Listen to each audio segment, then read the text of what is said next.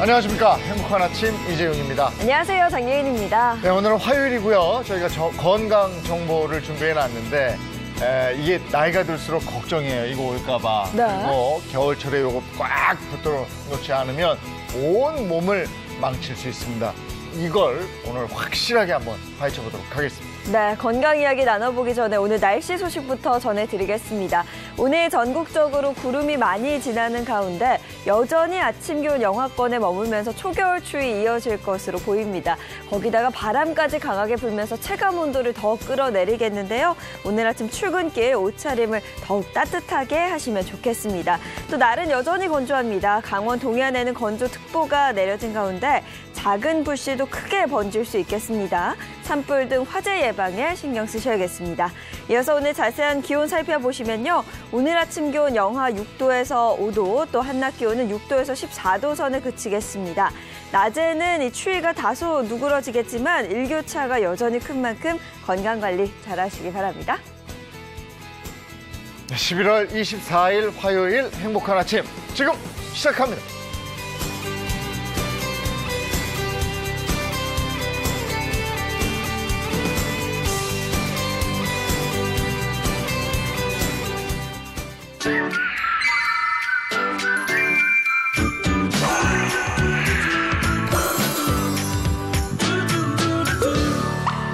네, 건강 100세 시대를 준비하는 화요일 행복한 아침입니다. 네, 오늘도 알찬 정보들 만나보겠습니다. 오늘부터 수도권 거리두기 2단계로 격상이 됐고요. 거기다가 이제 독감에 미세먼지에 정말 우리가 건강 관리에 대해서 신경 써야 될 때입니다. 네, 건강 관리 이제 걱정하시는 분들 굉장히 많은데요. 특히나 겨울철이 되면 유독 걱정이신 분들이 바로 땡땡 환자라고 합니다. 제가 시작부터 퀴즈를 하나 드릴 건데요. 정수 씨, 네. 땡땡 환자 네. 뭘까요? 땡땡 환자, 저 같은 경우는 겨울철에 감기 환자. 이거 중요하지 않을까요? 그렇지, 감기, 감기 독감 환자. 이런 거 중요하죠. 그러면 겨울철 감기를 잡지 못하면 온몸이 무너진다. 그렇지, 감기가 심해지면 온몸이 무너지고 독감도 아니다. 심해지면 무너지고. 그렇죠. 겨울철에는 이거죠. 겨울철에는 눈길을 잡지 않으면 온몸이 무너진다. 요 정도? 잘 못 맞추시는 것 같은데 어려워하시는 것 같아서 힌트를 보여드리겠습니다.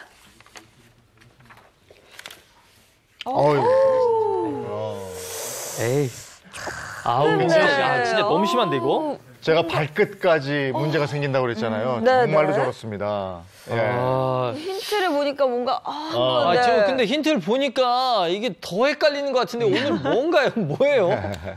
자, 오늘 정답은요. 겨울철 당뇨를 잡지 못하면 온몸이 무너진다. 당뇨였어요. 당뇨.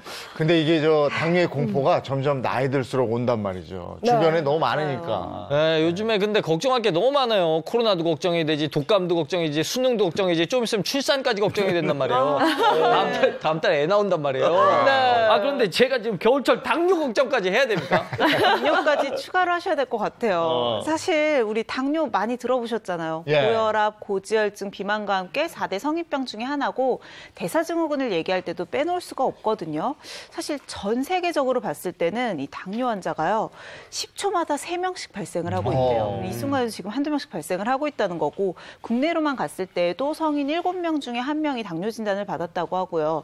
전 당뇨까지 포함하면 우리나라도 당뇨 1000만 인구 시대거든요. 그러니까 이제 절대로 무시할 수가 없는데 특히 겨울철에 이 당뇨를 그냥 무시하고 방치를 해뒀다가는 정말 온몸이 무너지다 못해 다시는 일어나지 못할 수도 있습니다. 근데 안 그래도 말도 무섭게 하는데 사진을 너무 무서운 거 네. 나타났어요. 그러니까요. 정말 겁나는 걸. 저는 당뇨를 딱 얘기하면 걱정이 가장 많이 되는 게 저희 아버지가 또 당뇨를 가지고 계시거든요. 근데 듣기로는 당뇨도 고혈압처럼 한 번 생기면 평생 약 먹어야 된다 이런 얘기 있던데요. 네, 그렇죠. 특히 겨울철 당뇨를 잡지 못하면 평생 약을 달고 사셔야 합니다. 당뇨는 진단 그 자체보다는 합병증이 문제인데요. 예를 들면 큰 댐에 작은 구멍이 생긴 것을 당뇨를 진단받은 상태라고 생각하면 이 구멍이 커지면서 균열이 일어나고 결국 댐이 무너져서 큰 재앙이 오는 게 당뇨 합병증으로 인해서 신체적인 큰 문제를 일으키는 것 같습니다. 네, 그러면 당뇨가 도대체 얼마나 무서운 병인지 또 당뇨에 걸리면 어떤 질병을 유발할 수 있는지 화면으로 먼저 만나보겠습니다.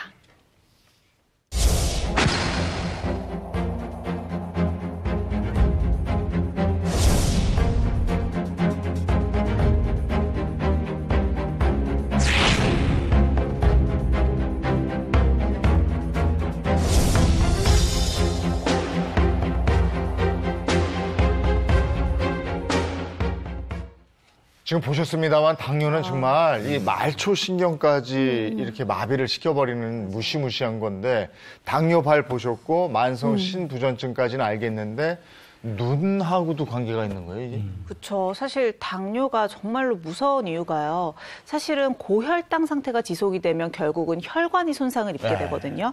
그렇기 때문에 혈관 합병증이 많이 발생을 하게 되는데 혈관이 우리 몸에 안 뻗치는 곳이 없잖아요. 네. 눈에도 우리 시력을 담당하는 아주 중요한 망막에도 굉장히 얇은 혈관이 있는데 이 혈관 역시도 당뇨로 인해서 망가질 수가 있거든요. 심지어 그 빈도도 굉장히 높아서요. 이 당뇨병성 망막병증은 당뇨병의 3대 미세혈관 합병증 중에 하나예요. 그만큼 유병률이 높다는 거죠. 당뇨를 진단받은 직후는 크게 걱정하실 필요가 없지만 이런 합병증은 5년에서 10년 정도가 경과됐을 때 나타나게 되거든요. 그래서 일반인들보다 이런 진단을 받게 되면 실명 확률이 무려 25배나 더 높다고 합니다. 아까부터 계속 무섭고 이제 실명까지 나왔어요. 너무 무서워. 이제 뭐 추가적으로 또 이제 여러분들에게 좀 이렇게 경각심을 이렇게 일깨워 드려야 되는데요.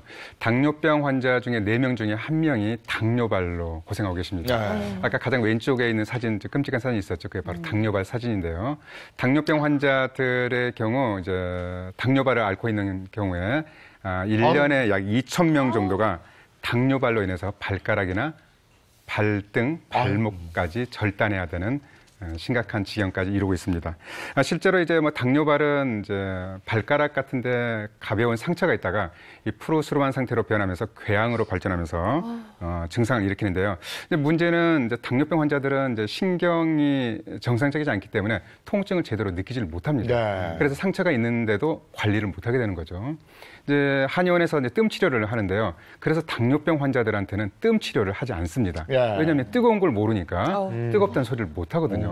또 화상이 작게 일어나도 상처 관리가 잘 안 되면서 또 큰 궤양으로 이렇게 쉽게 번지기 때문에 주의하고 있거든요. 그래서 이제 당뇨병 환자들은 이제 무엇보다도 당뇨발 관리를 잘해서 상처가 생기지 않도록 해야 되는데 상처 관리를 잘 못하면 절단을 해야 되는 심각한 지경이 이르기 때문에 주의하셔야 합니다. 그런데 앞서 겨울철에 당뇨를 더 조심해야 된다 이런 얘기 했었잖아요. 근데 당뇨를 앓고 계신 분들뿐만 아니라 그냥 일반적인 분들도 겨울철에 더 위험하다면서요. 그렇죠. 사실 겨울철은 거의 연말을 같이 뜻하잖아요. 그렇다 보니까 잦은 이제 연초나 연말 모임 때문에 사람들이 과식을 한다거나 폭식을 한다거나 내지는 과음까지 하는 경우들이 많죠. 그리고 또 음식을 먹어도 여름에 비해 굉장히 기름진 음식들을 많이 찾게 되거든요.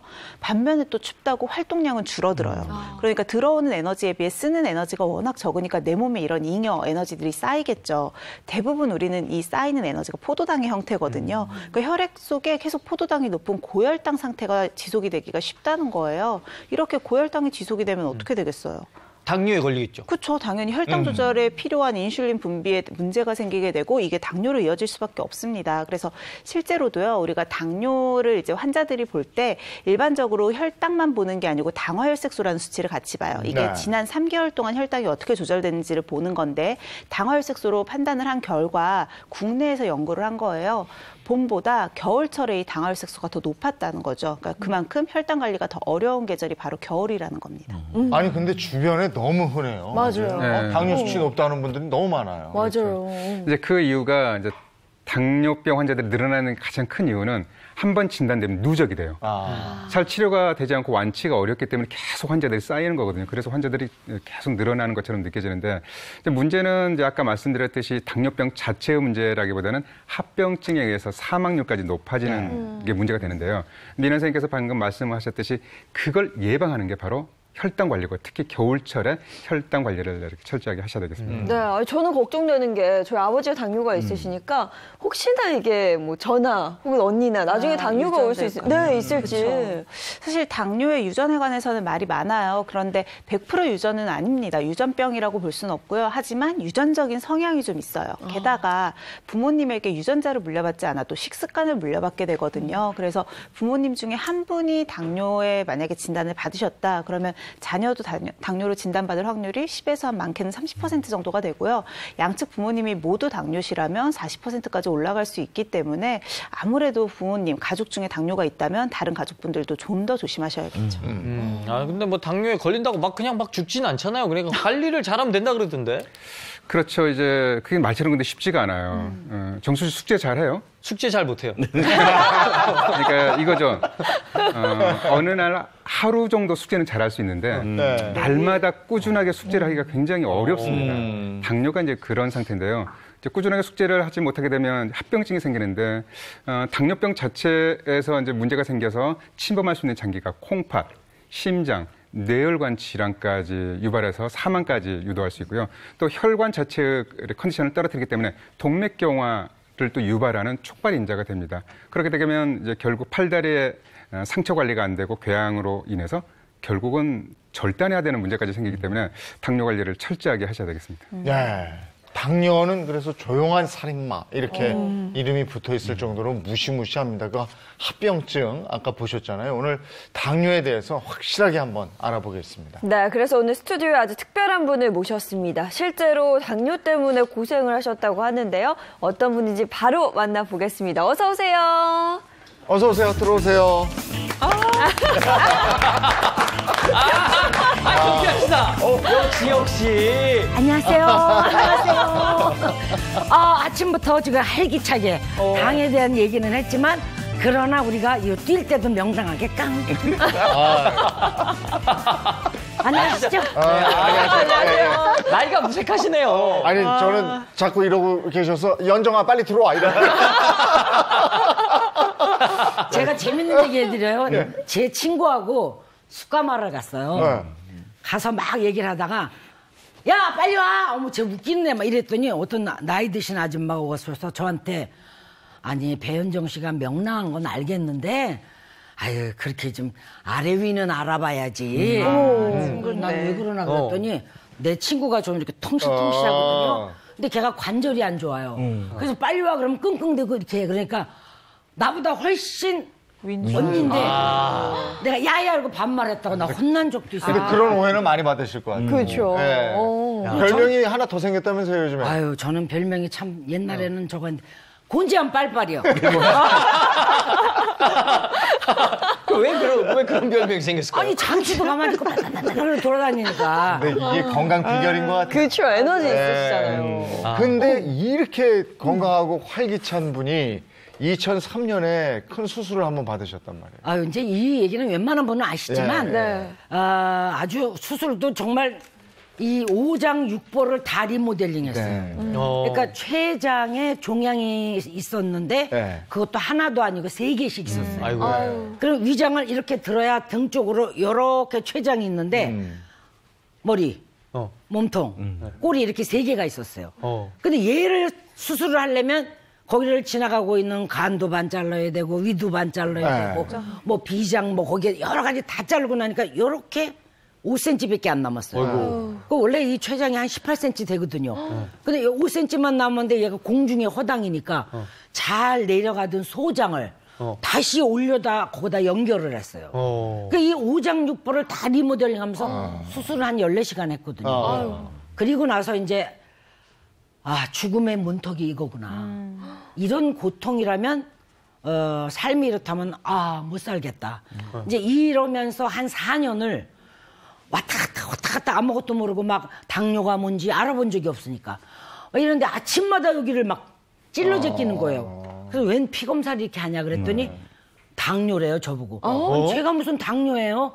우리 집안에 내력도 없고 그런데 그랬더니 장기를 많이 잘라서 췌장에 5cm밖에 없으니까 거기서 나오는 인슐린이 췌장의 기능을 조금밖에 못하니까. 안 나온다. 그러니까 이제 이제부터는 몸을 아껴 쓰셔야 됩니다.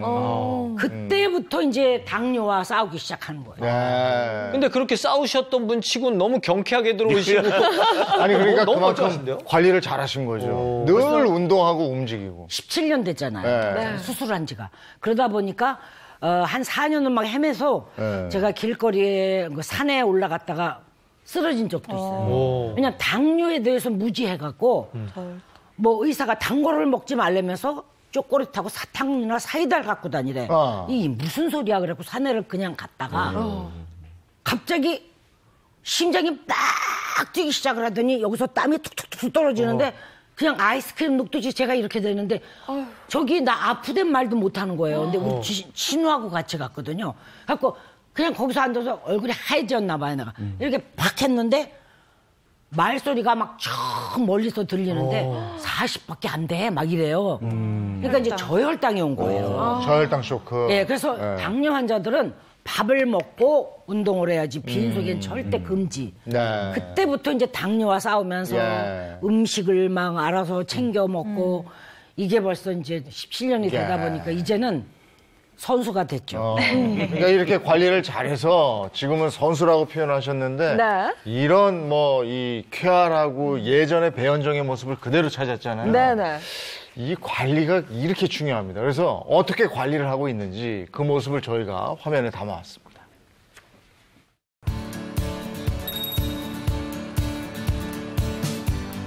누구세요? 아이고 어서 오세요. 오늘의 주인공을 소개합니다. 연예계 대표 팔방미인 배현정. 얘네들은 청소기를 안 무서워해. 하도 하니까 저쪽 청소 시간 됐나 보다. 설거지하고 바로 청소기. 그 다음에 세탁기 빨래. 그러고 나면 얘네가 또 산책 나갈 시간 돼. 그럼 또 나가. 소리만 들으면 벌써 알지. 어떻게 사냐 하고선지 맨날 궁금해 하시는데 옛날보다 사는 게 조금 체계적이고 건강한 음식을 먹는다는 거지 딴 건 없어요. 배현정의 건강을 책임지는 1등 공신은 바로 텃밭에서 직접 가꾼 유기농 채소인데요. 이게 다 알고 이제 무도 거기서 갖고 온 거야. 내가 텃밭에서 한 거. 싱싱한 거 뽑아다가 삶아서 데쳐놨거든. 특별한 양념 없이 된장과 마늘만 넣고 쓱쓱 묻혀도 감칠맛 나는 음식이 뚝딱 완성되고, 이게 내 쌀통이야. 현미. 응? 네네. 흰 쌀이 없어요 우리 집에. 그 다음에 검은 쌀. 이거 검정쌀. 그 다음에 귀리. 이렇게 해서 그냥 24시간 담궜다 밥해 먹으면 찰밥 같아요. 푹 담그니까. 이외에도 당지수가 낮은 음식을 틈틈이 섭취하는 배현정. 요거 돼지 감자. 당뇨에 좋은 거. 그러니까 그런 걸로 해결하는 거야. 병원에서 주는 약 외에는 없다니까. 다 안 믿어. 막 여기 쟁반에 하나씩들 놓고 먹어. 나는 절대 안 그래. 음식으로다가. 오늘은 일주일에 한 번 카레 먹는 날. 일주일에 한 번은요 꼭 이거 먹어줘야 돼요. 여기 내가 고기 많이 넣거든. 평범한 더 특별한 밥상이야말로 당뇨를 극복할 수 있었던 최고의 비법. 우리가 그런 거 아냐고. 하얀 쌀에 당도가 그렇게 높은지 몰랐어. 근데 어느 날 선생님한테 얘기를 듣고 흰쌀밥을 먹고 있는데 씹을수록 진짜 달더라고. 근데 내가 먹는 잡곡밥은 다 껄끄러운 거잖아. 도정이 안 된 거니까. 그러다 보니까 얘는 먹으면 당을 서서히 올리더라고. 이렇게 먹은 게 벌써 17년 됐는데 확실히 다르다. 특히 여러 음식 중에서도 그녀가 꼭 챙기는 게 있다는데요. 이것도 먹어야 돼. 고기! 버섯! 짜지 않나요? 안 짜요 전혀. 그렇다고 싱겁지도 않아요. 이게 나만의 비법이에요. 내가 이제 이따 보여드릴게. 당뇨를 극복한 건강 전도사 배현정. 그녀가 알려주는 특급 레시피는? 간단하면서 내 몸에 지장을 안 주고 여러 가지를 먹나. 그래서 이제 저기에 들어가는 재료가 많아요. 인위적인 양념 대신 버섯, 사과, 연근 등 천연 재료를 듬뿍 넣는 것이 포인트. 우리가 연근조림도 해먹는데 너무 얇지 않게. 표고버섯 이렇게 먹으면 이게 보약이에요. 쫑쫑쫑 조금 굵직굵직하게. 핏물이 쏙 빠진 고기는 잠시 건져두고 이제 장조림의 맛을 좌우하는 조림장을 준비합니다. 간장이 3이면 물은 7. 졸일수록 간이 딱 맞아요. 그래도요, 짭지름해요. 들어갑니다. 이제 푹 담궈줘야지. 사과. 요거는 대파. 다른 뭐 설탕나무 이런 건 안 넣어요. 절대 안 넣어요. 우리는 달게 먹으면 안 돼요. 근데 여기다 내가 사과를 이렇게 많이 넣기 때문에 이거 아무것도 안 해도 국물이 달큰해. 당뇨를 극복하기 위해 노력하며 자신만의 노하우를 익힌 배현정. 근데 양념을 과하지 않게, 달지 않게, 맵지 않게, 짜지 않게. 그래서 요나마 버티고 사는 거예요. 근데 단백질이 중요하다는 건 꼭 아셔야 돼요. 자, 시골 사는 노인네들 맨날 푸성기 반찬 드시고, 물론 장수는 하신다 그러지만 이게 쪼글쪼글 하신 게 단백질 부족이야. 그래서 단백질이 어느 정도, 근데 밸런스를 맞추기가 힘들잖아. 건강 위기를 극복하고 오랜 시간 동안 활발한 활동을 이어온 배현정. 그녀의 또 다른 건강관리 비결은 무엇일까? 짜잔! 엄마 운동할 시간. 연예계 건강전도사 배현정이 알려주는 당뇨 극복 운동법. 먼저 첫 번째는 아령을 활용한 근력 운동입니다. 흐르는 물은 썩지 않는다. 고요 있는 물은 썩는다. 허벅지가 당뇨 환자들한테 보약이에요. 이 근육 만드는 게. 그럼 여기가 짱짱해져. 짐볼을 이용해 복근 강화 및 장 건강에 도움을 주는 운동도 있지 않는데요. 흔들림 없는 자세에서 그동안의 노력이 느껴집니다. 이렇게 해서 내 눈을 매겨. 그럼 등이요. 여기가 쫙 펴져요. 다 해서 한 40분 걸려요. 다. 매일 아침. 잠자기 전에. 자, 제가요 17년 전에 수술을 받고요. 이 몸 자체가요 이렇게 꼬부라져 다녔어요. 그런데 끊임없이 운동하고 했더니 지금 웬만한 옷 입으면 이렇게 태가 나잖아요.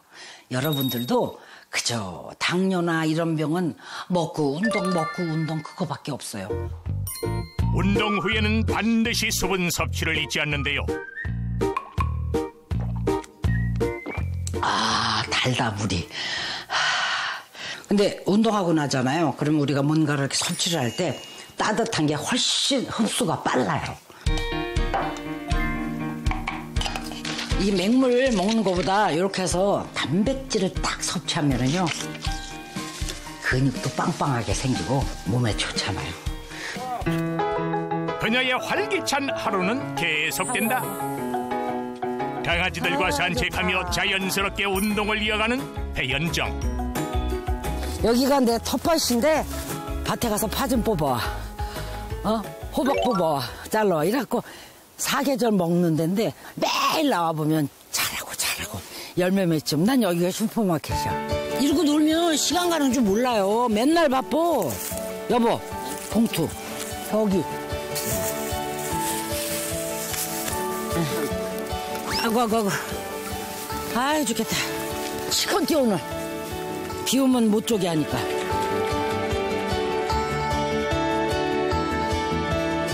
가만있어? 자기 맛이 없는 게 뭐야? 빨리 와. 작지만 확실한 행복을 누리며 활기찬 삶을 살아가는 배현정. 그녀의 건강 철학은 무엇일까요?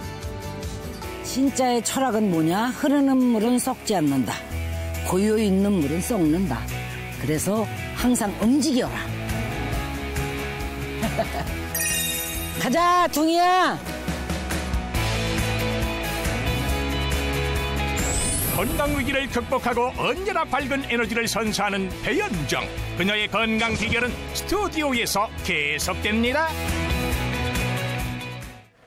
아니면 우리도 좀 운동해야 될 것 같지 않아요? 영상 보니까 몸을 막 좀 움직이고 싶고. 고여있는 물은 썩는다. 계속 움직여. 그렇죠. 흐르는 물은 썩지 않는다. 네. 고여있는 우리 이 혈관이 그런 것 같아요. 고여있는 건 독도 쌓이고 맞아.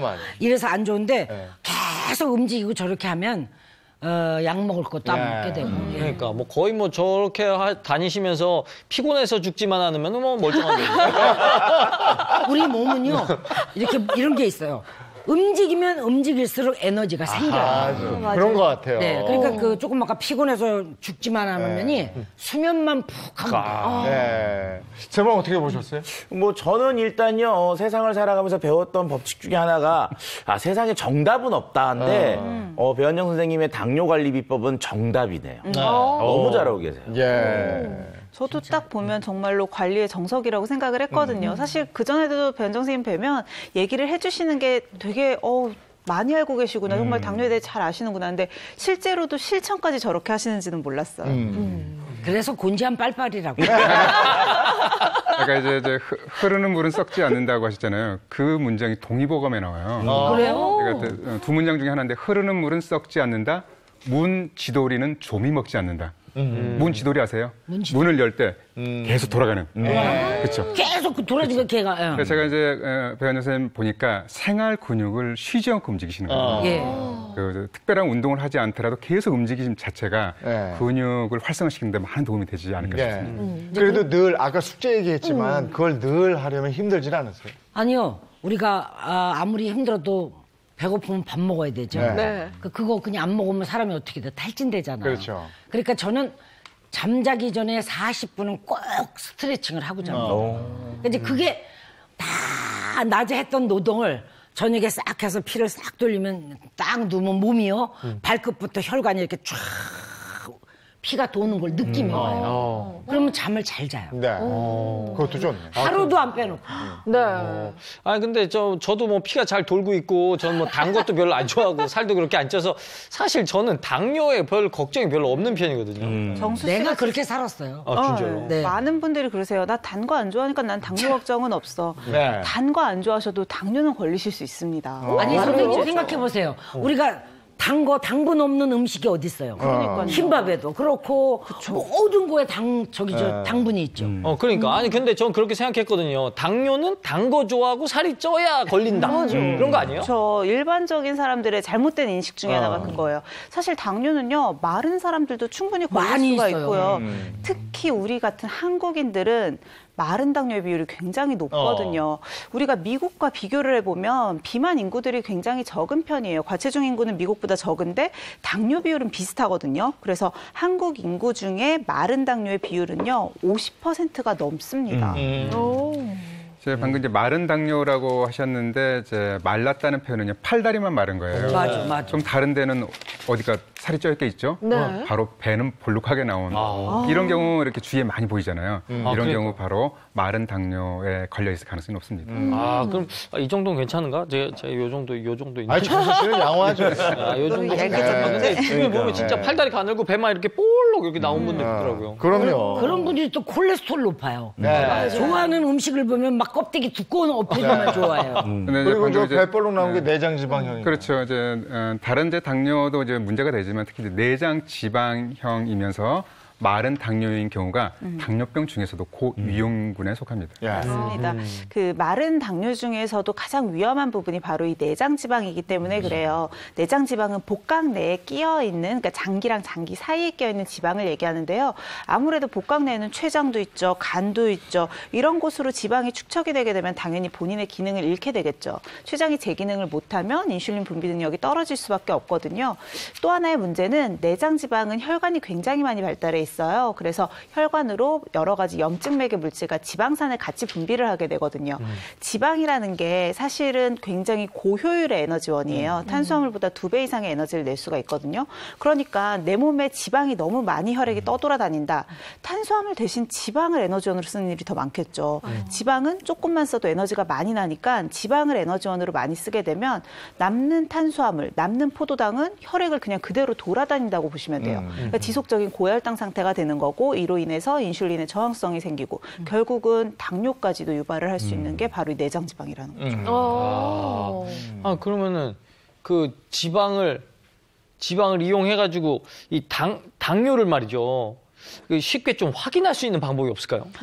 사실 당뇨하면 많은 분들이 알고 계시는 게 3다 증상이거든요. 아마 우리 재용 MC님은 아실 것 같아요. 3다? 갈증. 그죠? 갈증을, 그죠? 갈증 자주 그 소변에 왜 거품 많이 나는 거. 단뇨. 이게 또 먹는 거 많이 먹는 거. 맞아요. 그거는 이미 진행이 많이 된 거예요. 맞아요. 예, 고혈당일 때 나타나는 그럼요. 그렇죠. 이제 뭐 3다 증상이라고 해서 전형적인 당뇨병을 의심할 수 있는 증상이죠. 근데 일상생활에서 이것을 보면 당뇨병을 의심해 볼 수 있는 게 있습니다. 뭘까요? 보면요? 이것을 보면? 이것을 보면. 보면? 뭐지? 이게 보고 보이면. 당뇨를 저는 보고 알겠어요. 검사지? 뭐예요? 저희 할머니가 맨날 기다려 보면 혀 이렇게 내밀어봐. 혀를 보면 예, 이게 할머니가요. 증조 할머니가. 그럼 어렸을 때 왜 그러나 그러면 할머니 나 배 아파 뭐 이러고 막 그러면 혀 내밀어봐. 이래. 근데 왜 그랬나를 제가 이 당뇨를 알으면서 알았어요. 자, 그러면 어느 날 스톱. 선생님 너무하십니다. 정답이 나올 것 같아요. 잠깐만요. 그러면 뺏기실까봐. 자기 거 이렇게 뺏길까봐. 혀에 이것이 보이면 당뇨병을 의심하라. 그래요? 아하.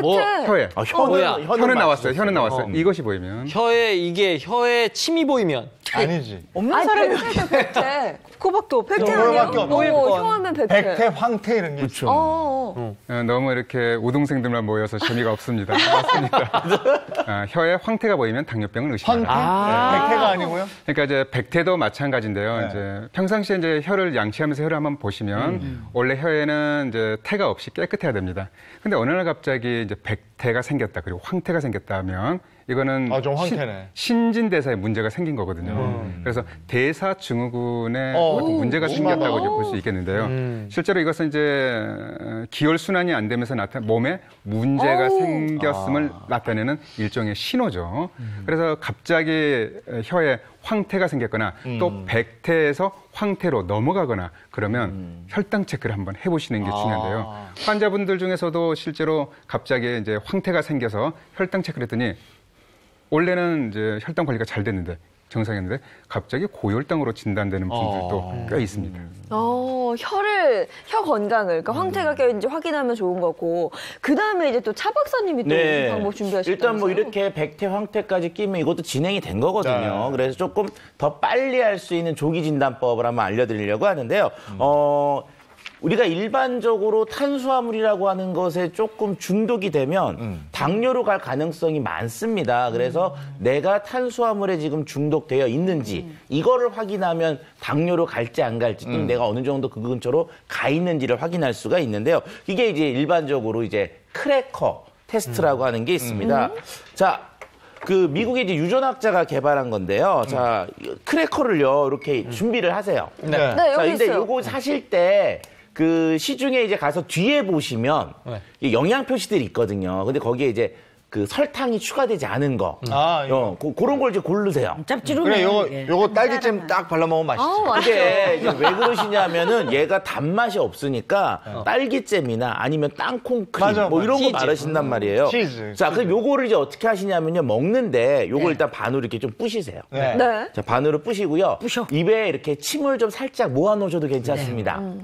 이게 모아 놓으시고요. 자, 제가 준비 시작하면 딱 넣고 네. 씹어 드시다가 씹어 먹어요. 단맛이 이렇게 딱 느낌이 오실 때 손을 딱 드시고 몇 초 정도 걸렸는지 요때 딱 보시면 되거든요. 자, 화면을 이제 초시계가 준비됐다고 하니까 자, 준비하시고요. 자, 하나, 둘, 셋 하면 입에 넣고 이제 씹어 주십시오. 네. 하나, 둘, 셋.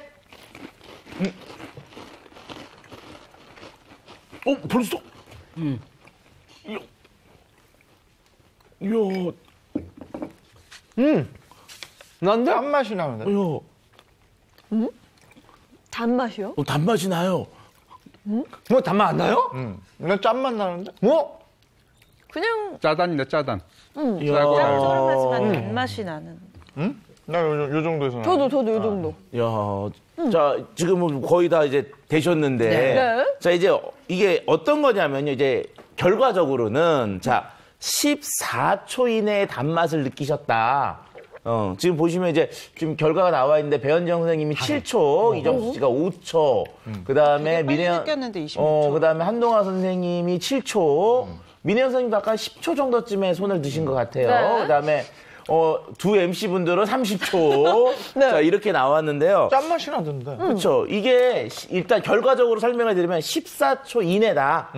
그러면은 이분은 탄수화물 중독이 아니다. 그러니까 단맛에 대한 중독성이 없고 약간의 단맛도 쉽게 느낄 수가 있다. 이게 15에서 30초 사이에 느끼면요. 이게 좀 이제 중독으로 가는 길.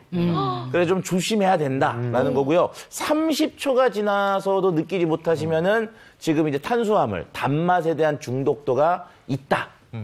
높다. 이렇게 보실 수가 있습니다. 그러니까 결과들을 보시면 지금 2MC 분들이 조금 그러니까 위험하다는 이 씨는 건데? 아직까지도 못 느끼고 있거든요. 저는 조금 느껴요. 그래요? 탄수화물을 자꾸 뭐 고기를 먹어도 저는 네. 그런 걸 좀 먹어요. 그렇죠. 저는 좀 심해요. 방금 이제 두 분 MC께서 짠맛이 느껴진다고 그랬잖아요. 실제로 짠맛이 있거든요. 그래서 시청자 여러분들이 만약에 해보겠다 싶으면 이 크래커는 미국에서 넘어온 테스트니까 우리나라는 건빵 있죠. 건빵으로 하면 짠맛도 없이 정확하게 탄수화물만을 측정할 수 있습니다. 건빵은 달던데요. 그러니까 뭐 바로 달니까. 건빵은 단. 바로 달아요. 그러니까 건빵에는 짠맛이 없거든요. 저는 이 이유가 뭐냐면 이런 겁니다. 우리가 이제 크래커라고 하는 것은 밀가루만 갖고 만들기 때문에 전분으로 되어 있어서 단맛이 없어요.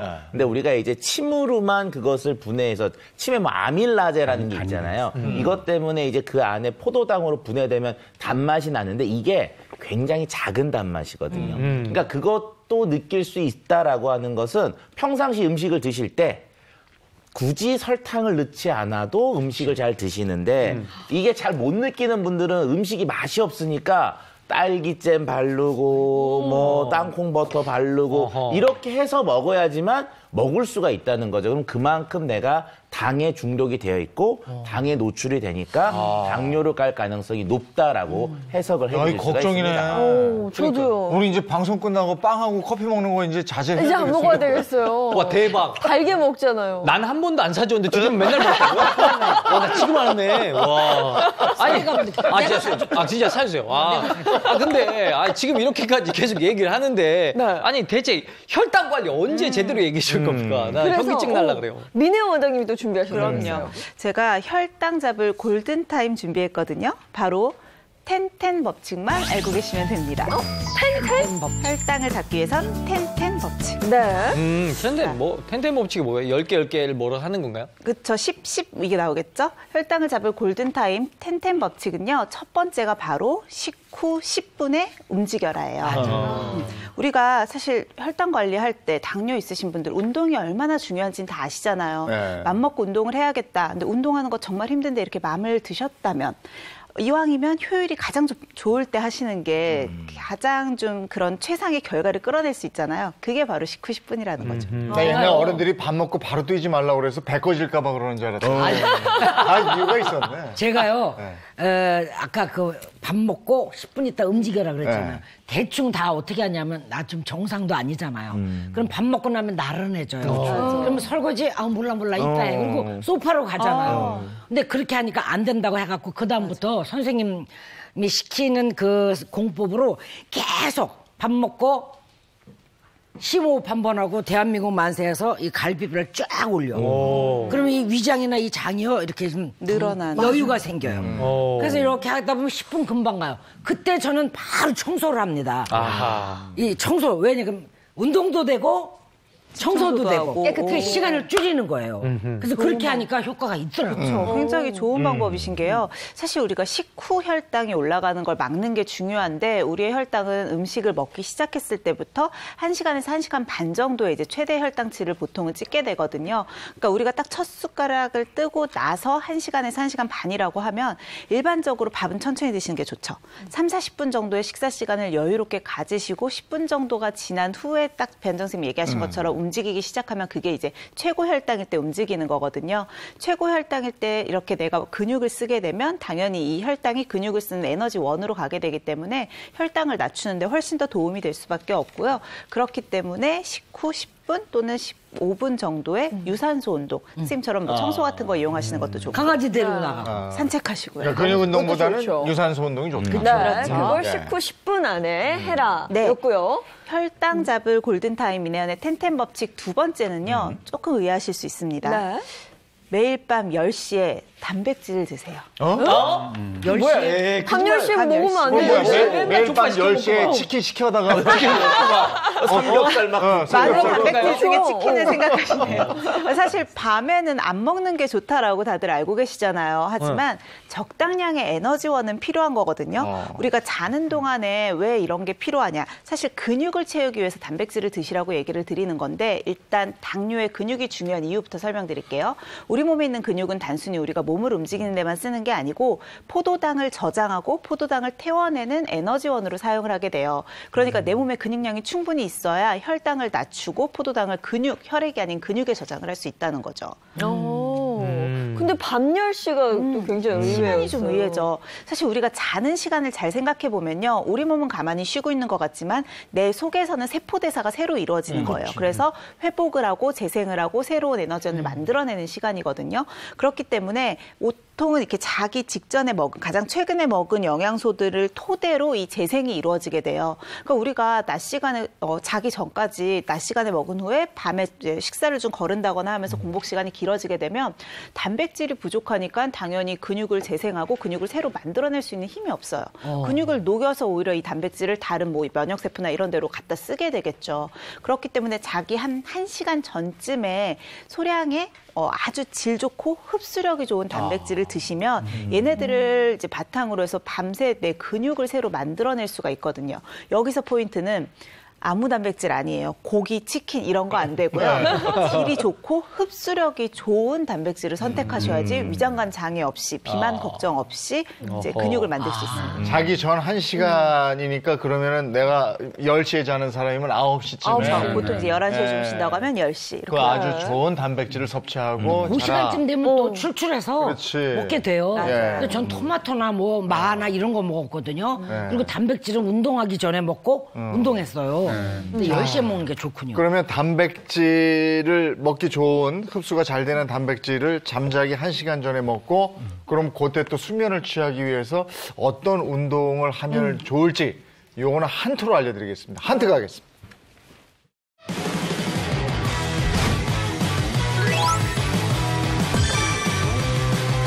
이것도 누가 바꿔야 되겠다. 그렇죠. 위, 아래, 왼쪽, 오른쪽. 동선 앞으로 찍는 아래, 거예요. 왼쪽, 오른쪽.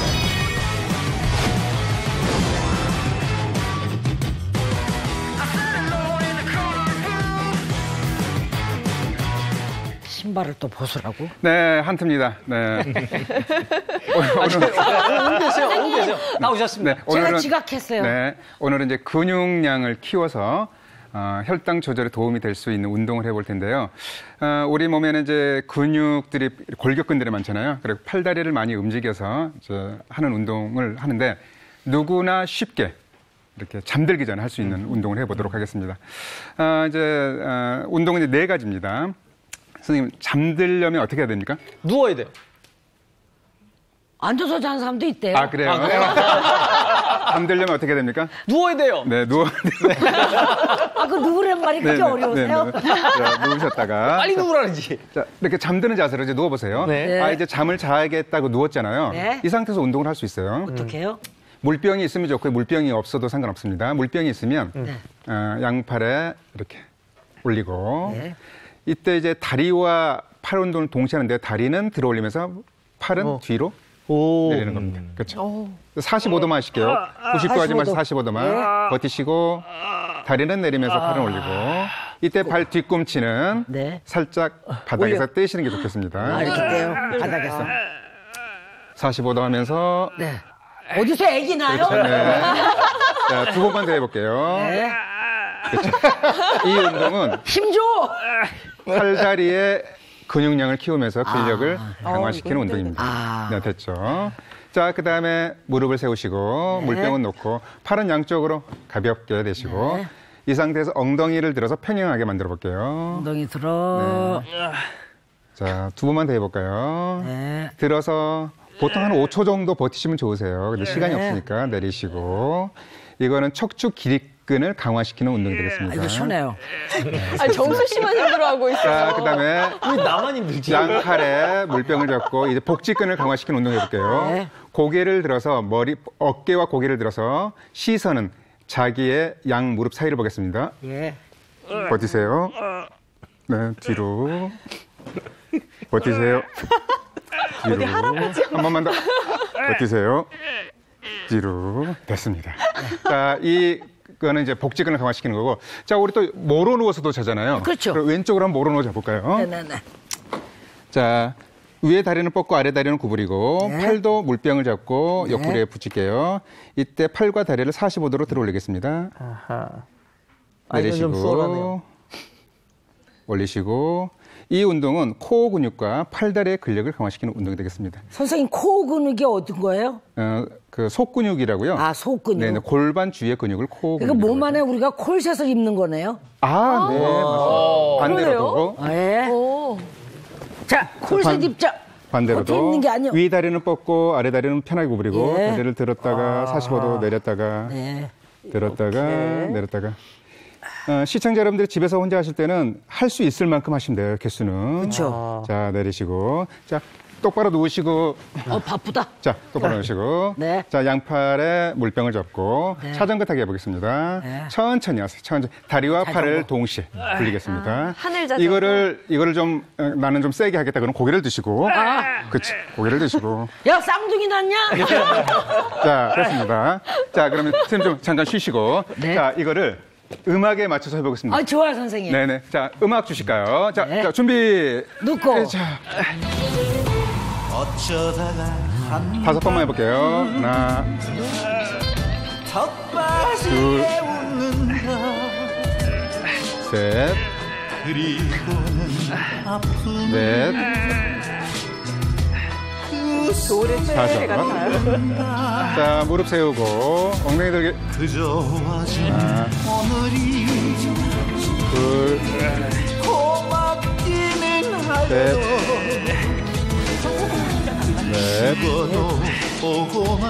다섯. 자, 물병 들고 어깨와 고개를 들겠습니다. 하나, 둘, 셋, 넷, 흔어요. 다섯. 왜 이렇게 힘드냐? 옆으로 누워서. 하나, 흔어요. 둘, 셋, 넷, 다섯. 반대로. 하나, 둘, 셋, 넷, 다섯. 자, 자전거 타기. 앞에 보시고. 자, 자전거 타기. 자, 시속 60km. 자, 좀 더 빨리. 자, 100km. 좋습니다. 네, 감사합니다. 야, 이게 누워서 하는 운동이라고 만만하게 보시면 안 돼요. 애 낳았어요. 엄청 힘들어 보이는데. 네, 아니, 하루가 복근 많이 써야 돼요. 네. 아, 근데 두 분은 참 잘하시네요. 너무 잘하시네요. 정소 씨는 좀 분발해야 될 것 같고. 아니, 이게 뭐냐면요. 네. 이게 저녁마다 이렇게 하면요. 이게 하나도 힘이 안 들어요. 근데 이제 어쩌다가 한 번 하면, 이렇게 돼요. 맞아. 이게 기본 자세가 우리 남자들은 알죠. 유격장. 자, 그럼 이렇게 운동을 했으면 또 잘 먹어야 하잖아요.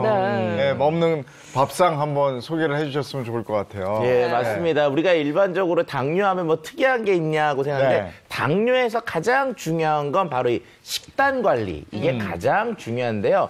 당뇨가 왜 어렵냐? 이 식단을 매일 관리해야 되니까 거북이 같거든요. 아니요, 당뇨가 있다 계속 해야 그러면 맨날 되니까. 어떻게 하는 줄 아세요? 고기 안 먹어요. 채식만 해요.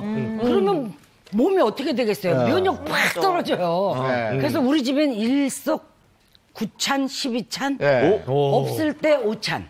없는데 5차. 네. 아니 저는 뭐 당뇨라고 하면 그냥 단 거만 안 먹으면 되죠. 나도 그렇게 알았어. 복잡하네요. 아닙니다. 단 거만 안 먹는 게 아니고요. 당뇨는요, 실제로는 잘 먹어야 되는 그럼요. 거거든요. 네. 나한테 나쁜 거는 피하고 좋은 건 잘 먹어야 되는데 아까 변현정 선생님이 잘하고 계시더라고요. 예. 보니까. 그래서 지금 당뇨 밥상을 가지고 나오셨어요. 그러니까 네. 당뇨 밥상을 한번 보면서 얘기를 좀 해보죠. 근데 저게 빠진 건 많죠. 네. 네.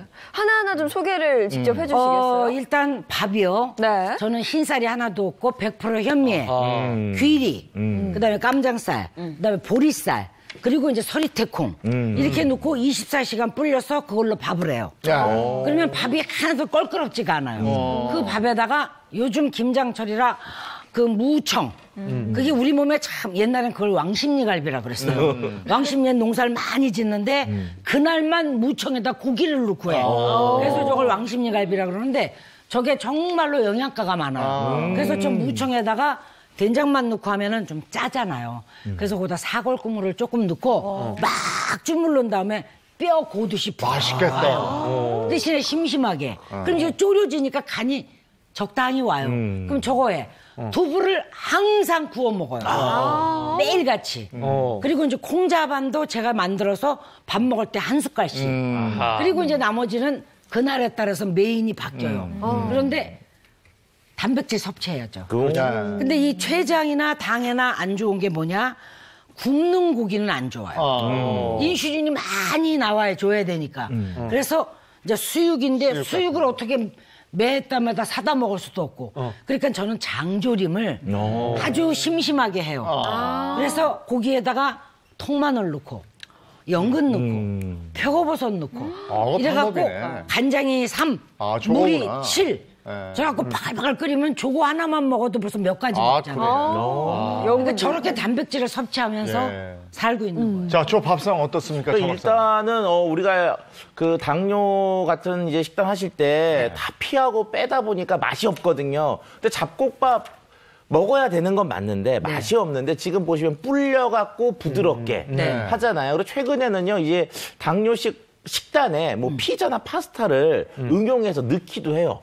일반적으로 먹기 편하게 하기 위해서. 피자나 파스타에는 밀가루니까. 그러니까 응용합니다, 이제 응용해서. 자, 그 다음에 지금 이제 시래기를 또 쓰셨잖아요. 네네. 시래기 같은 경우 이제 베타카로틴이 풍부한데 이 베타카로틴이 혈중에서 잘 유지가 됐을 때 혈당 수치가 안정된다. 라고 하는 그런 연구 결과들이 또 있거든요. 이것도 굉장히 잘하고 계시는 거고요. 그 다음에 우리가 당뇨와 연관돼서 가장 중요한 게 인슐린인데 이 인슐린을 만드는 재료가 바로 뭐냐 하면 단백질이에요. 근데 지금 두부가 또 들어가셨잖아요. 이 두부가 양질의 식물성 단백질을 흡수를 잘하게 만든 거거든요. 자, 일반적으로 두부에 있는 단백질이요. 우리 몸속의 인슐린 수치를 안정화시키기 때문에 혈당을 유지하고 그다음에 콜레스테롤 같은 것들을 감소시키는 데 영향을 줄 수가 있습니다. 그러니까 당뇨와 관련돼서는 굉장히 좋은 식단을 맛있게 잘 운영하고 계시다라고 평가할 수 있겠네요. 그리고 된장국도 앞서 얘기해 주셨지만 시래기 된장국이었잖아요. 시래기도 좀 좋은 거예요. 그렇죠. 아까 이제 베타카로틴이라는 것도 많고 식이섬유도 풍부한데 식이섬유가 많이 있고 부기질이 들어가줘야 이 중성지방 같은 것도 관리가 잘 되거든요. 그래서 그런 면에서 이 비타민과 식이섬유 섭취에서도 시래기를 참 잘 드시고 계시다라고 말씀드릴 수가 있겠습니다. 네. 아니 그리고 아까 저 식단을 다 공개해 주셨지만은 아까 운동하시고 뭐 좀 드시던데 남편분이랑 같이 그거 좀 뭐예요? 타서 드시죠. 사실 이제 너무 배현정이를 까발리는 것 같아서 그런데 저도 나름 저렇게 먹지만 단백질이 내가 섭취를 아무리 음식으로 한다고 해도 모자랄 때도 있고 균형이 안 맞아요. 그럼 우리가 뭐냐면 밑 빠진 독에 물 붓기라고 이 당뇨를 가진 사람은 어느 한 끼를 잘 먹고 나면 우리가 든든해야 되는데 훅 하고 그 배고픔이 올 때 있어요. 그래서 저는 산에 있는 양이 있죠. 사냥. 거기에서 빼낸 사냥 우유를 산양류 단백질인가? 네, 그게 많아요. 그래서 이 단백질들이 여러 가지가 많이 나와 있어요. 근데 자기한테 맞아야 돼요. 그래서 저거를 몇 숟갈에서 따뜻한 물에 이렇게 탁 타갖고 먹으면 정말 왜 그래요. 나이 드신 분들이. 어우, 눈이 번호게 떠지네. 근데 저는 그렇게 느낌이 와요. 그래서 남편하고 저렇게 이제 산책하면서 요새 추우니까 따뜻하게 해서 가져가서 너 한 모금, 나 한 모금 이렇게 마셔요. 아니 단백질이 그 남자 몸 만들 때도 중요하고 막 근육질 몸매 중요하다 그랬는데 이렇게 배현정 선배님처럼 이제 당뇨를 앓으셨던 여성분도 이거 굉장히 중요한 건가요? 그렇죠. 우리가 일반적으로 당뇨 그러면 당만 생각을 하시는데요. 당뇨의 가장 핵심적인 인슐린이라는 게 단백질로 만들어지거든요. 그런데 우리 몸에 단백질을 저장해놓는 은행이 바로 뭐냐면 근육인데 이 근육이 30대가 딱 넘어가면은 매년 한 1%씩 정말 따박따박 감소가 되고요. 근력은 2.5에서 한 4% 정도씩 또 따박따박 감소가 됩니다. 이건 뭐냐 하면 우리 몸에서 그만큼 단백질이 줄어들고 있다는 것을 의미하고요. 이런 근육이 빠지는 걸 막기 위해서 단백질 섭취가 꼭 필요하다고 할 수가 있습니다. 네. 뭐 사실 근육이 많으면 탄탄하고 좋잖아요. 근데 저 같은 사람은 근육이 아예 없기 때문에 뼈만 들어있거든요. 뭐 살면서 크게 지장은 없거든요, 사실. 예인 씨 지금은 지장 없을 거예요. 젊기 때문에 그렇죠. 사실 예인 씨도 10년, 20년이 지나면 몸이 하루하루가 다르다는 걸 느끼실 수밖에 없거든요. 그러니까 젊으신 분들은 체력으로 버틸 수 있지만 나이가 들수록 근육의 필요성을 이제 본인들이 다 절감을 하게 됩니다. 근육량이 부족하게 되면요.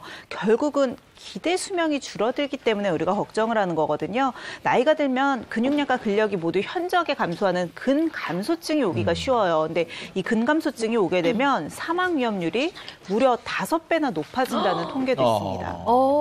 5배나요? 야, 그 이제 근육 얘기 그만하고 당뇨 얘기로 넘어가면 안 될까요? 근육과 당뇨가 별개의 문제가 아니기 때문에 같이 말씀을 드린 거예요. 사실 근육이 줄어들게 되면 대표적으로 생길 수 있는 질환이 당뇨인 거거든요. 앞서서도 잠깐 설명드린 것처럼 근육은 결국은 혈당을 조절하는 역할을 같이 해주고 있기 때문에 이 근육량이 부족해지는 근감소증이 오면 실제로 당뇨 발병률이 3.9배나 증가한다는 통계도 있었습니다. 지금 우리 앞에 산양류 단백질이 놓여져 있는데 이게 단백질 보충제를 물에 탄 것 같은 느낌이에요. 네. 네, 요게 그래서 따뜻할 때 드시면 우리 어렸을 때 먹는 그 분유 맛이 나요. 그런데 맛도 있고 괜찮은데요? 저는 이거 이제 다른 사람들한테 얘기를 듣고 이렇게 먹다 보니까 익숙해졌거든요. 근데 먹기가 역하거나 그런 게 아니니까. 우유 같아서. 그냥 고소하고 달콤한 맛이 나는 것 같아서 좋은데 근데 가장 사실 중요한 건 단백질을 그냥 먹으면 안 되게 흡수가 돼야 되는 거잖아요. 산양류 단백질 어떤 거예요? 그렇죠. 산양류 단백질의 가장 큰 특징이 흡수율과 그다음에 이제 소화가 잘 된다는 특성을 갖고 있는데 그 이유가 산양류 단백질이 모유의 성분과 비슷한 구성을 갖고 있기 때문에 그렇습니다. 그래서 우리가 저 우유 먹으면 좀 더부룩하고 안 되는 것 같은데 이거는 다 그런 게 없어요. 저희 남편이요 별명이 찍찍이에요. 찍찍이? 왜냐하면 이런 걸 먹으면 화장실 가서 찍 이렇게 해요. 근데 이거를 먹이니까 그건 없어요. 그렇죠. 이게 이제 왜 그러냐면 우유에 안에 들어있는 이 유당이라는 게 있는데요. 이제 일반적으로 아시아인, 동양인들이 유당을 분해하는 효소가 없기 때문에 우유를 드시면 속이 좀 부글부글하고 화장실을 가는 그런 경우들이 있습니다. 자, 그리고 또 우유에 있는 단백질 중에서요 소화가 잘 되지 않는 알파 S1 카제인이라고 하는 단백질이 들어있어요. 근데 이것들이 우리 몸속에 있는 위산과 만나면 덩어리가 져버려서 좀 소화를 좀 방해하는 특성들을 갖고 있는데 산양류 같은 경우는 이게 0.9에서 한 7g 정도밖에 들어있지 않은데요. 우유는 리터당 12에서 15g 정도 들어있기 때문에 그 차이가 좀 있어서 소화가 상대적으로 산양류가 잘 되게 됩니다. 자, 요걸 또 이제 직접 눈으로 확인하기 위한 영상을 잠깐 준비를 해봤는데요. 자, 우리가 시중에 있는 그 우유와 산양류에 직접적으로 이제 소화가 어떻게 되는지 좀 봤어요. 그래서 위산과 비슷한 산을 이제 좀 넣고요. 우유와 산양류에 이렇게 좀 봤으면 우유는 저렇게 덩어리 가지고 응고가 졌죠. 네, 제 우유의 특성입니다. 근데 산양류는 그런 응고된 것들이 별로 없고 좀 미세한 특성들을 갖고 있어요. 결과적으로 저런 것들이 소화가 더 잘 되니까 흡수도 더 잘 되고 속이 좀 우유보다는 좀 편안한 느낌을 좀 받으실 수가 있는 겁니다. 그래서 우리 남편이 괜찮다고 그랬구나. 방금 이제 이 실험 결과는 이제 산양유에는 이제 베타카제인이라는 단백질이 많기 때문인데요. 이때 베타카제인 단백질은 이제 산성과 만나도 응고가 되지 않습니다. 그런데 이 베타카제인 단백질은 모유에도 산양유만큼 충분하게 들어있어서 산양유가 모유와 이렇게 구성 성분이 아주 비슷하다고 볼 수 있고요. 특히 이제 산양유는 아까 이렇게 응고가 된다는 알파 S1 카제인 양은 적고 베타 카제인 양은 많기 때문에 소화 흡수가 잘 되죠. 그래서 소화기관이 약한 영유아나 또 노인이 되면 또 소화 기능이 떨어지잖아요. 그래서 노인분들도 산양유를 드시면 소화 흡수율을 높기 때문에 더욱더 도움이 된다고 볼 수 있겠습니다. 단백질 섭취도 되고 근육량을 늘리는 데 도움도 된다. 그러면은 어떻게 이것도 혈당 조절하고 이러는데도 도움이 되는 거예요? 네, 그렇죠. 이제 근육은 혈당을 소모하는 가장 큰 기관 중에 하나인데요. 충분한 단백질, 그리고 소화가 잘 되는 단백질을 적절하게 섭취하시게 되면 근육량을 높이기 때문에 혈당을 조절하는 데도 도움이 된다고 볼 수 있겠습니다. 또 혈관, 콜레스테롤 이런 데도 작용을 그렇죠. 합니까? 실제로 이제 혈관 건강에도 도움이 되는데요. 산양유 자체 뿐만 아니라 혈관 건강에 도움이 되는데 실험이 하나 있습니다. 이렇게 실험주에게 산양유와 모유를 16주 동안 섭취를 했더니 두 그룹 모두 공복 시 혈당 수치가 감소하고 특히 산양유를 섭취한 그룹은 혈청 인슐린 수치까지 감소한 결과를 가져왔는데요. 이것을 보면 산양유 섭취 그룹이 혈중 이렇게 인슐린의 소모 효율이 혈당의 소모 효율이 더 좋다고 볼 수 있겠습니다. 그러니까 산양유는 이제 지방 크기 자체도 이제 우유 지방보다 한 20분의 1 정도로 작은 특성이 있고요. 또 그 안에 들어있는 그 구성 지방산이 중세지방산이라는 특성을 갖고 있는 특성이 있습니다. 아니 무슨 지방이 또 내장 되게 오래된 것 같네요. 중세 시대부터 있었다. 그게 뭐예요? 그러실 것 같았는데 우리가 일반적으로 일반 지방산은 장쇠 18개 정도로 구성된 길어서. 근데 중세는 한 이게 중간 한 12개 정도 사이즈들인데 이런 것들은 우리 몸에 들어오면은요 에너지원으로 잘 사용을 해요. 그래서 축적하지 않는 특성을 갖고 있습니다. 결과적으로 이런 것들이 우리 몸에 축적되어 있는 지방을 잘 태우게 해주기 때문에 이제 뭐 혈관 건강이나 콜레스테롤 같은 것들을 떨어뜨려주는 효과가 있고요. 이런 것들이 많아지게 되면 우리 몸에 좋은 콜레스테롤인 HDL 콜레스테롤은 올려주고요. 나쁜 콜레스테롤, LDL 콜레스테롤을 떨어뜨려주기 때문에 전반적으로 혈관이나 혈액 건강에 도움을 줄 수 있는 것으로 보고 있습니다. 그 밖에도 또 도움이 되는 게 뭐가 있겠습니까? 자, 일반적으로 이런 거죠. 아무래도 우리 몸속에 지방 축적이 안 되고 자꾸 태우면 좀 다이어트에 도움이 되겠죠. 예, 지방을 쭉쭉쭉 잘 지금 얘기 들으니까 빼주니까요. 콜레스테롤도 분해가 되고 살도 빠지고. 면역력. 그리고요. 자, 그 다음에 이제 산양유에는요, 특이한 성분 중에 뉴클레오타이드라고 하는 성분이 들어있는데요. 이 뉴클레오타이드가 뭐냐면 우리 몸속에 면역력에 영향을 주는 성분입니다. 뭐 RNA, DNA 들어보셨잖아요. 거기 네. 이제 N이 바로 이 뉴클레오타이드라고 하는 건데, 자, 뉴클레오타이드를 원활하게 잘하면요, 세포를 구성하고 신진대사가 원활하게 바뀌게 되는 특성이 있으니까 면역력을 올리는 데도 역할을 할 수가 있습니다. 섭취할 때 주의할 점은 뭡니까? 네, 단백질을 섭취할 때는 한 번에 드시는 것보단 나눠서 드시는 게 좋고요. 네. 저장하는 형태가 없으니까 매일매일 20에서 30g씩 꾸준하게 드시는 게 좋겠습니다. 그러면 알겠습니다. 예를 들어 선생님 아침에 먹었잖아요. 네. 선생님, 저희 시간 되면 시청자 퀴즈 나가겠습니다. 네, 퀴즈 바로 드리겠습니다. 자, 대사질환의 일종으로 혈중 포도당 농도가 높은 것이 특징이고요. 다양한 합병증을 유발하는 이 질환은 무엇일까요? 정답 아시는 분들 행복한 아침 홈페이지 게시판 통해 남겨주시면 추첨을 통해서 상품을 보내드리겠습니다. 네, 지난주 정답입니다. 네, 지난주 정답은 만성염증이었습니다. 하단 자막과 또 게시판을 통해서 당첨자 확인하실 수 있습니다. 예, 오늘 많이 배웠어요. 당뇨 진짜. 진짜 확실히 관리하고 계셨어요. 그런데 선생님 들으니까 또 그래도 배울 게 있잖아요. 그렇죠. 예, 오늘 함께 해주셔서 고맙습니다. 네네네. 예, 도움 말씀 고맙습니다. 고맙습니다. 오늘부터 사회적 거리두기 2단계 수도권이 그렇습니다. 좀 더 삼가하고 조심하고 해야 되겠죠. 네, 오늘 하루 잘 보내시고요. 저희는 내일 아침 8시에 돌아오겠습니다. 행복한 아침, 행복한 하루 되십시오. 고맙습니다. 고맙습니다.